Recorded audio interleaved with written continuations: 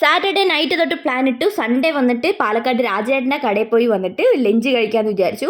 അങ്ങനെ രാവിലെ തൊട്ടിരുന്നു. അപ്പോഴൊരു ഉഷാറുണ്ടായിരുന്നു. പിന്നെ പെട്ടെന്ന് ഒരു 10-11 ഇപ്പോൾ ഇറങ്ങി പുറപ്പെട്ട് കുറച്ച് പരിപാടി ഉണ്ടായിരുന്നു. അതൊക്കെ കഴിഞ്ഞ് ഫുഡ് കഴിക്കാൻ വേണ്ടി ചെന്നു. പക്ഷെ അവിടെ ചെന്ന് കഴിഞ്ഞപ്പോൾ ഫിഷ് ഫ്രൈ ഒന്നും ആയിട്ടുണ്ടായിരുന്നില്ല.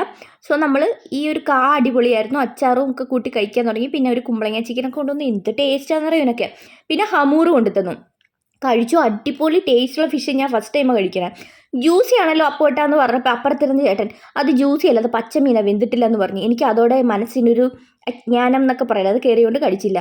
പക്ഷേ അത് ഫ്രൈഡ് തന്നെയായിരുന്നു, വെന്തതായിരുന്നു. പിന്നെ അപ്പോട്ടനത് കഴിച്ചു. പിന്നെ ഞാൻ അപ്പോട്ടൻ്റെ മട്ടൻ ലിവർ വാങ്ങിച്ച കുറച്ച് ടേസ്റ്റ് ചെയ്തു. അതിൻ്റെ മുഖഭാവമാണ് നിങ്ങളിപ്പോൾ കണ്ടത്.